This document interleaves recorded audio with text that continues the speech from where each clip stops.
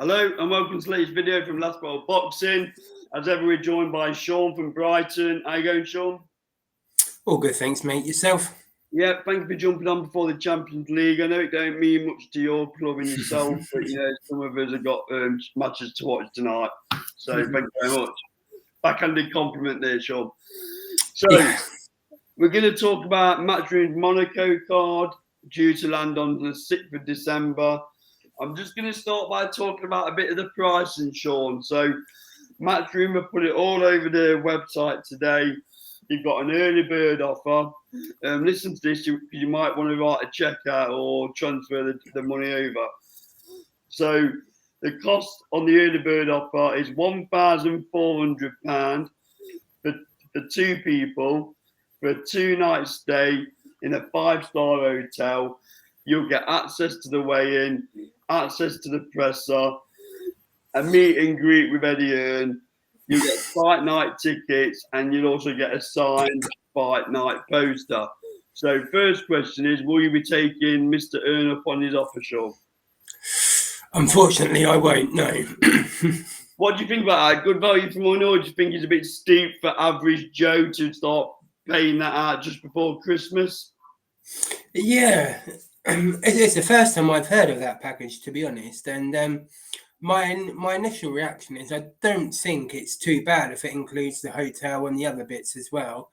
Maybe if they was to throw in the flight as well for that price, a few people would take them up on it. But yeah, I don't think it's really too steep. I don't think if you get all that included. Yeah, it's quite a lot there, isn't there? It's just a time of year, I'm thinking. Not everyone's got 1,400 quid to throw a 2-night stay in Monaco, right? Yeah. You have to be an hardcore fan with deep pockets at that time of year to be able to fund to go over to that one. So, however, moving on to the fight card then. So, obviously, you got Shabazz Masood versus Peter McGrail for the RBO Super Bantamweight as top of the bill. Strong enough fight to top the bill? I think so. Probably a bit too weak to have it in the UK, I would imagine, unfortunately. But I think for Monaco, the audience, they're both quite placid guys, aren't they? They're not big talkers, or they're not sort of guys that will cause a scene or anything. So I think they're the perfect guys to have at the top of the bill for this type of card, really. Yeah, I'm going to be very careful regarding the card. I'll give them a view when I've run through it, what my thoughts are. So, chief support, Sean, is Beatrice Ferreira versus Elif Noor Tuhan, both undefeated for the IBF female lightweight title. Thoughts on that? Yeah, I think, again, it's a good fight for this card as well.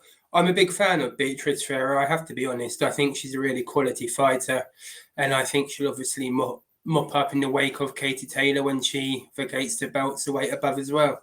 Yeah, and then you've got Johnny Fisher taking on, I believe it's pronounced Matoru, who's 9-1. So Johnny normally takes a big following with him. I would suspect to email fill this ticket sales on his own, to be honest. I know it's not a very big venue, is it? It's quite exclusive. So, thoughts on that? New trainer for Johnny Fisher. He's become quite influential in Matchroom. He's a bit more important than he used to be, isn't it? So, thoughts on that? Yeah, I mean, it's a good fight, a good run out from obviously on the back of the Dave Allen defeat.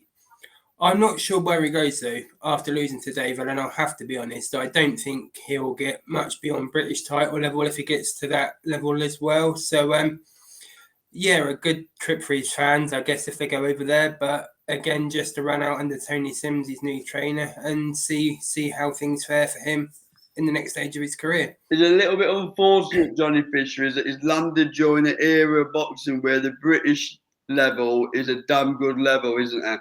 We've had previous eras where the British level's not been nowhere near the level it is at the minute. Yeah, you can probably say the last 5 to 8 years it's been at this level, you would say. Obviously AJ, then Chisora, you had guys like Sexton who were solid guys. So Yes, I agree. I think he's a bit unfortunate, but I mean, it's slowly going down the slope now. When you look at British level, guys like Moses are above that. But when you've got like Dave Allen, Fraser Clark, TKV, I don't think that's particularly a strong domestic level. Compare those guys to who we've had the last 4 or 5 years. Yeah, I'd probably say the majority of them beat Johnny Fisher, though, in my view. The names you just reeled off, they all probably beat him. Yeah, I agree. And then the last fight is Conor Walker versus Pat McCormack, which I think steals the show for me. I like this fight. I really like it. I think it's going to be. I think it's going to be a very good fight. This one. Yeah, I can't at the minute. I can't call that one. I think it's a very close fight. It'd be interesting to see where they put that. They're not calling it the co-main at the minute or chief support, but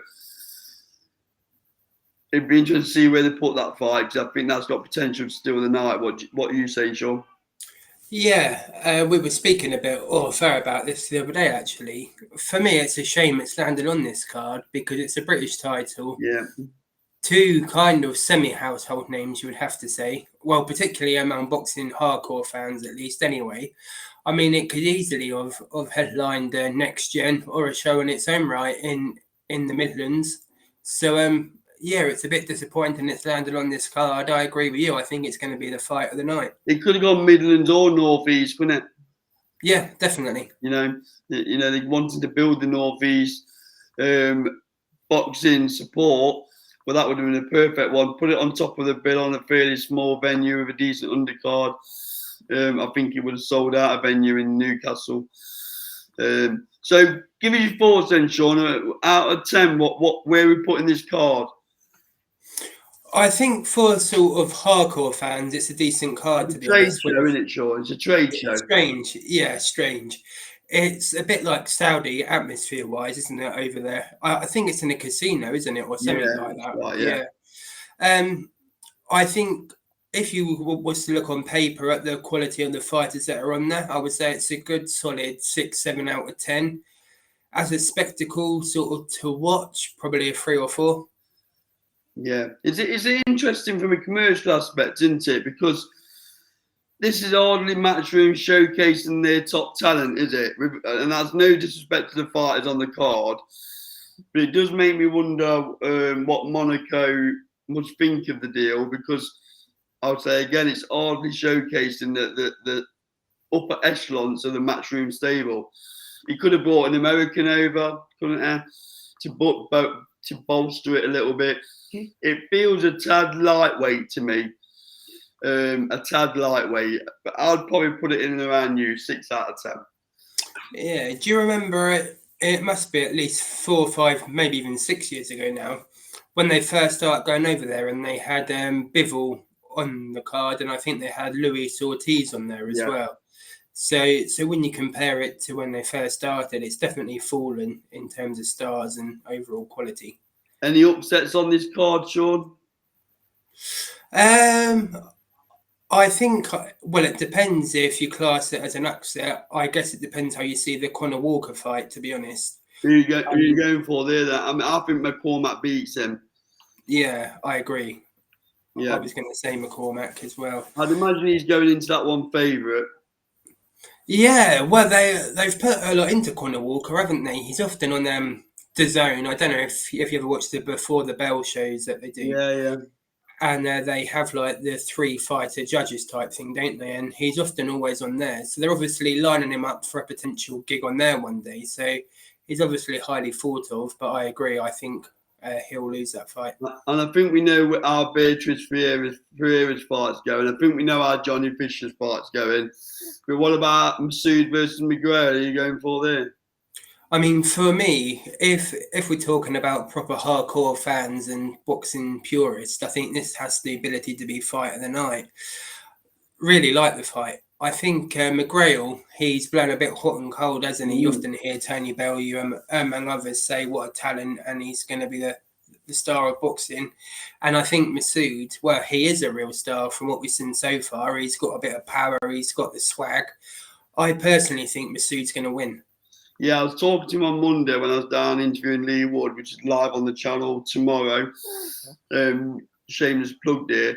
Masood is ultra confident, and I mean ultra confident. You can see it in his eyes when he talks to him. So, yeah, I'm going to go Masood as well. Obviously, defending his IBO, so he's going to want to keep hold of that Inter. So, yeah, I think you can have Masood winning, you can have Ferreira winning, you can have Johnny Fisher winning, and I'm going for Pat McCormack.